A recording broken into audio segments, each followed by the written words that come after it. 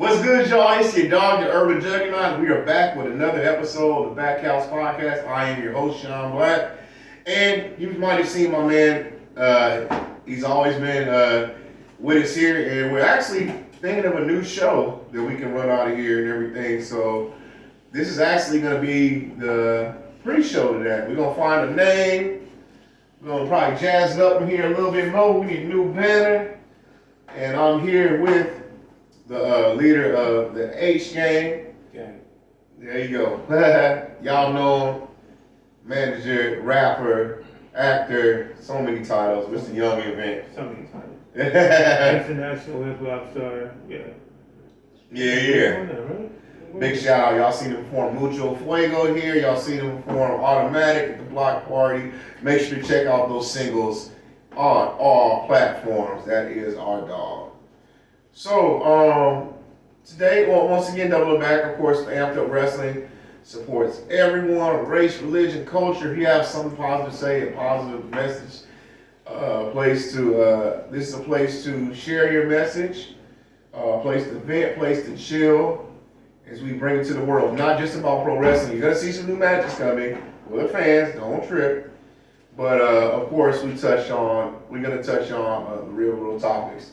As my man is tearing up this tahine right here. Shout out to Melody's son, oh man. Hey, they said you gotta get the Edgar haircut. You gonna get one? No. Don't do it. Don't do it. We like this one. So I brought my man. Like I said, we jumping back into new topics for the new year. This catapult to our new show that I want me and him to host. For those, once again, probably know, double back. Check out his music. This Young Event, he's an international hip hop artist. He says songs and soundtracks, movies, and things like that. He's made appearances on TV shows. Just wanted to chop it up. So today, I'm a hip hop fan. Since birth. I love all music, but hip hop is my soul, my heart. Good times, bad. I got my favorite groups. I love different styles of hip hop coast to coast. So we're gonna run through a few topics every time he's here. And so today, there's two things I really want to talk about in hip hop. I'm gonna start off with the state of hip hop. In the last few years, they said it's just been a surge of artists we've lost to murder and of course drugs. A bunch of murder and drugs. Like we've lost countless talented, young, black, Latino artists to street life, street affiliated life, and things like that. And the second topic is I want to touch on the YSL case. Now, I'm a civilian, but a lot of my friends who are in the streets or whatever, they're very upset with the rapper Gunna and taking a plea deal and things like that. So we're gonna touch on that. But first, I'm gonna run it by my man Invent. Jeff, what do you feel about the state of loss in hip hop recently? Like I saw a chart and it said the artists we've lost since 2014. And it was like one of those art pictures. The whole thing was filled up square to square. And they don't even realize it. Because, like I said, they're not just counting mainstream, but independent artists and things like that. So what do you feel about the mass loss of these amazing artists? And you, if we can say, you live a almost straight edge lifestyle and things like that. And we're not here to judge these artists' endings and things like that, but we're just here to talk. So what do you feel about what has been going on with the loss, the massive loss of so many talented artists in these last 10 or so years? It's pretty much the same exact thing. Like you have it. It's only highlighted because of their because of what they do for a living. I mean, you have them from different areas. They're all from different areas. It's not just one area. You have Los Angeles artists, Chicago artists, New York artists, like just a general broadness. The difference between I want to say hip hop is that being from the streets, killing somebody is more glorified. Like you don't really hear anything from like rock and roll artists that go through stuff like that. You don't hear alternative artists go through stuff like that. You don't hear reggaeton artists go through stuff like that because majority of the time it's not glorifying what a lot of other people are glorifying. But the problem that you have is I'm not gonna say it's necessarily. I mean, it's the artist, but it's the people that they're associated with as well. Like you have, for instance, us when we're out, we're in Vegas, we're in Miami, we're in Hawaii, we're in different places where anything could pop off where we're at. I mean, it's not like we don't be in the streets. Like we're definitely in the streets. I'm from Compton. Like I'm with the biz, but I know how to associate myself, and I know how to. At the end of the day, you as the meal ticket have to understand that's what you are, the meal ticket. So if there is no Young Invent, there is no Sean Black, there is no Diverse Official, there is no Xavier, there is no Hogan, all these people that literally are depending on you to get to the next level.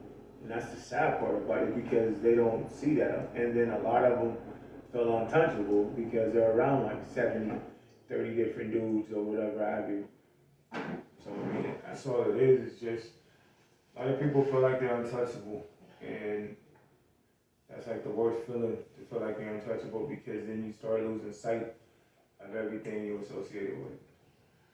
What do you feel about people saying that record companies are to blame the lack of responsibility for a lot of these younger artists that are coming out? You can't blame a record company for what an artist is doing. Like, okay, so if I sign to a record company right now and I go out to, we'll just say I go out to New York and I get into a fight with somebody, like now it's my fault now it's the label's fault that I did what I did. No. I mean, the difference is back then you had an A&R that was assigned to an artist that kind of kept them out of trouble. But on the record label portion of it, depending on who this artist is, you're putting your record, you're putting your A&R in danger because you know the lifestyle this person lives. And that's happened so many times when they're out with this artist or that artist, and the A&R is trying to control the situation, and the situation goes left. So it's not the label's fault. At a certain time, we have to put the accountability on the people who are doing everything. Like when my boy PD Rock, rest in peace, when he got killed, everybody was like, "Oh, his girlfriend gave up the location." Even if she did, it shouldn't be to the point where she can't put up a location because somebody's going to get him and we're blaming her for somebody else shooting him. It doesn't make any sense. A lot of people just need to use common sense. Stop being a buster. Stop being trash. Stop seeing somebody as a meal ticket because they made it in life and your raggedy ass decides you don't have no hustle. Your hustle is, oh, let me try to rob somebody. That's weak mentality shit, man. And I hate that they keep on trying to act like it's these artists' fault that they're running around with chains and all the other stuff. You should be able to be free to wear whatever the hell you want to wear. You're the first person to speak up because I know people have, but I'm glad that you use this platform to speak up on it because I did not like the fact that they said, well, she posted, that's why they got robbed. Or he had his chains on, that's why. Or he shouldn't have gone there, Ross goes, no. You blame the shooter. Yeah. That's me personally. My beliefs, yeah. I agree too. Yeah. Now, should bro have moved just a slight bit differently? It's understandable. Him being a celebrity, him being around the wolves and things like that. But don't justify, oh, he had chains, so he was asking for it. Or he was in the hood, or she tagged it. No. A man should be able to be successful and buy the things he wants and buy the things he feel like he needs. Yeah. Yeah, you know, and you shouldn't feel like, okay, well, he got it, I don't, I need to take it from him, or I need to take his life. So, yeah, that's a whole other story. I'm about to start preaching up in here. No, it's true though. Yeah, yeah. So, what do you feel about hip hop's direction right now? Because you guys missed some talks behind the scenes, and you know, a lot of us are kind of, you know, upset. And some of us, like I said, you know, growing up, we had our dance songs. We had some very positive messages in music, and it seems like it is lacking a little bit. I mean, maybe a lot of it. So, what do you feel about for the youth? Do you think this is going to keep hip hop's going to keep growing and moving because hip hop is the number one genre? Hip hop's the number one genre because a lot of people relate to it. Whether you're from the suburbs or you're from the streets, you can relate to it because how many times have you watched a gangster movie, a mafia movie, and now you want to act mafioso? Oh, okay. It's in the human's nature to act like you're a boss or to be on a different level. So I kind of get lost in translation when people are like, oh, well, if they wasn't from the hood, you got people in the suburbs who want to be from the hood. It has nothing to do with being from the hood. It has to do with a mentality that they see that they want to emulate because at the end of the day, the good guy is not getting put on TV. Yeah, you're rooting for the good guy. We'll say in Die Hard, perfect example. Die Hard's a regular guy, regular cop. You know, he's the good guy, but he's doing terrible things in the movie. He's killing people, he's doing this, he's doing that in order to make it work. And you glorify that good guy because he has to take steps in order to be that bad guy. So it's not necessarily about that because it's like at the end of the day, if me and you are out somewhere and it gets to the point where we have to fight or flight, you know I'm going to fight. So it's just like and I don't even try to be the tough guy, but that's just what human nature is. So you have artists that people relate to, people who are depressed, people who want to take their life, but they listen to Little Uzi or Trippie Redd, or they listen to a Post Malone, and their mood changes, and they start seeing what's worth living for. So you can't blame the artist for touching the people that the world has made cold. That was deep in it. That was deep in it, man. So that was he covered a lot. So of course, I always brag about myself. I always say I'm the square nerd in the hood. I'm the you know, I was just me. And another term is I'm a civilian. Now there's a street code of ethics, a totally different side. And of course, one of the biggest street codes is no snitching. No matter how big the crime, whatever, you don't tell on your friends and things like that. And so it's popped up a few times in hip hop, especially if you know you listen to music. But as of recently, a lot of people were mad. I don't know the case per se. I don't know what's snitching, but the YSL case with Young Thug, who's a dope rapper, and Gunna, and various people. It is the biggest case right now. And Gunna was set free for copying a plea. And a lot of people took that as snitching. So that's the big topic right now. My question is, from what you heard, was it quote unquote snitching, and who do we need to still play in street rules and codes and ethics? I think the thing is that a lot of people, I didn't really follow the case too closely because I'm not really a YSL fan like that. But at the end of the day, when you are associated with a particular pack of wolves, you are expected to move like those wolves. So if you are doing, we'll say, crimes, and they're giving you less of a sentence because you're going to tell on the next person for doing the same crimes that you did, yeah, that's snitching, for sure. But if you're taking a plea deal um, where you accept a deal based off of what you've done, which is what a lot of people forget that a deal do that. Like have enough they'll have enough evidence where they can take it to trial, but it might not make it. If it does make it, I can get life. If it doesn't make it, I can take a plea deal for 10 years. A lot of people forget that that's part of the association. So if you are sitting there and you accept a plea deal, it just depends on what the deal is. Like I said, if you're telling like, oh, well, he did the crime, he did this, you're pointing out somebody, yes. But if you're accepting a lower sentence based off of what you've done, then no. But like I said, I haven't followed the trial enough to know what's really going on with the gun situation. Let's go.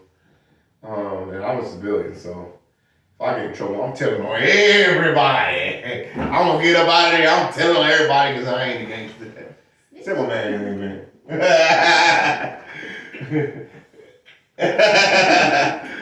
Yeah. It's crazy because I watched the episode of people were riding Cowboy, Nipsey Hussle's big homie, because he jumped on the stand. But he didn't. He like you said, he didn't say anything to indict.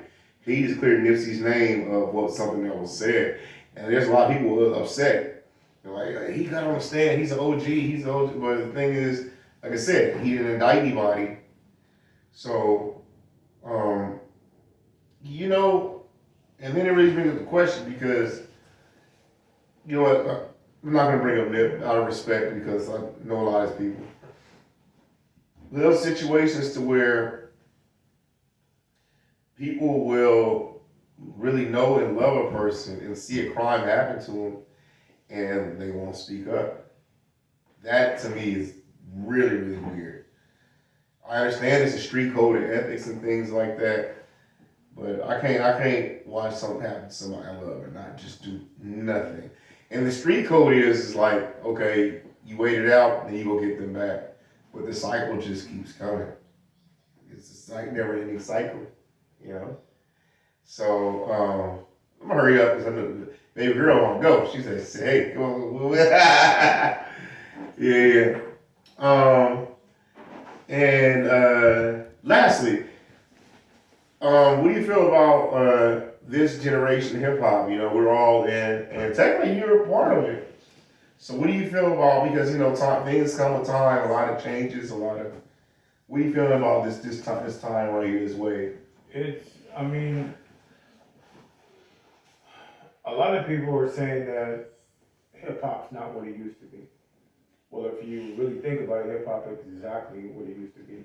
You had artists back then like Cass, artists like Dougie Fresh, artists like Grandmaster Flash, who were talking about either what the struggle was in hip hop.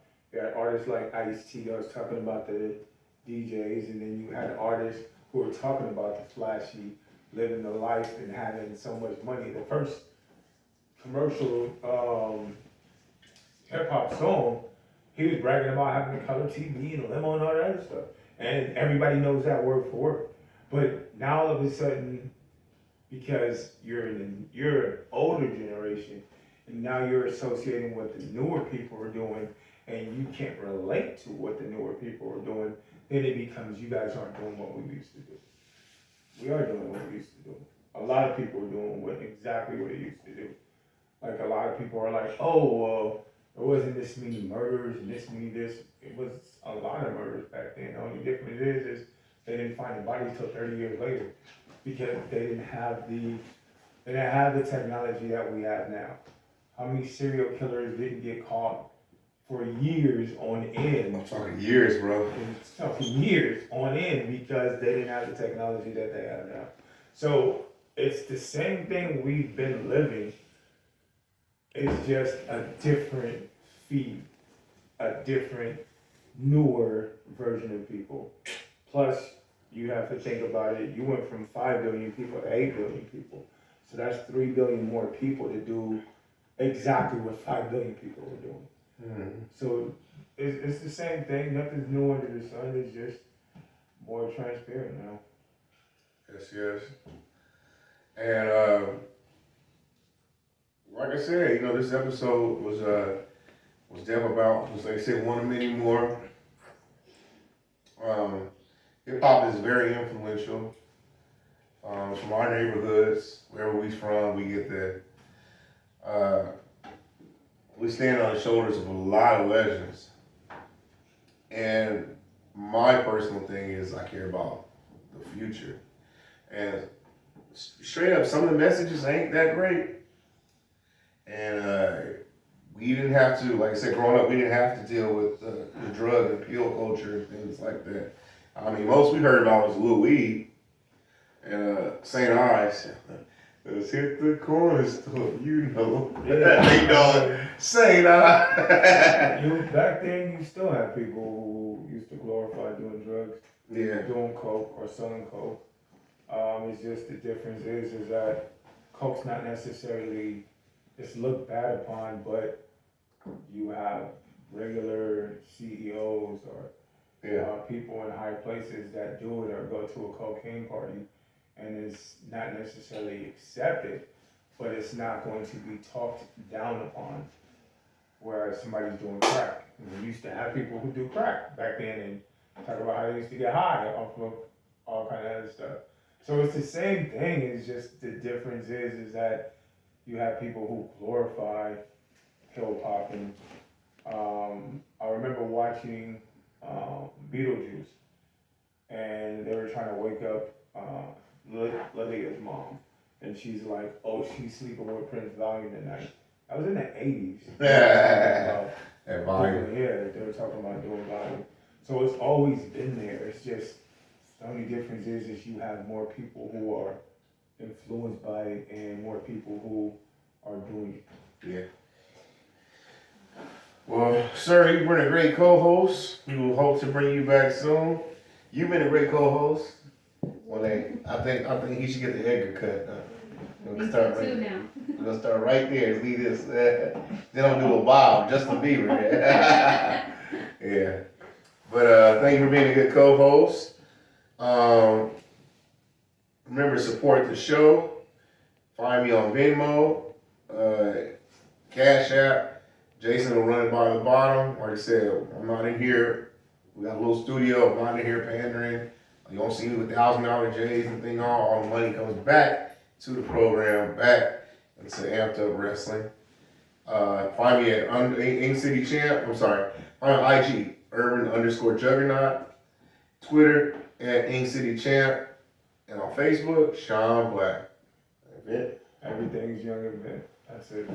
Always shout out to all of the people who voted for me to win International Hip Hop Artist of the Year. We get the trophy in about 5 more days. So next time I'm gonna bring it up, and shout out to everybody who listened to my show, got me on Billboard. You guys are really amazing. Big shout out. Shout out to Mel over there in the cut. Feature Wrestling. And what's your name of your little one? Say Athena. Athena. She been my little distractor doing the show. I see you over there being cute. I am your host, the Urban Juggernaut, Sean Black. This has been another episode of the Backhouse Podcast. Make sure to like, click, and subscribe. Check out all the videos. Subscribe, all that good stuff. Show us support. See the comments. Follow me on the event. We got performances on the Amped Up page.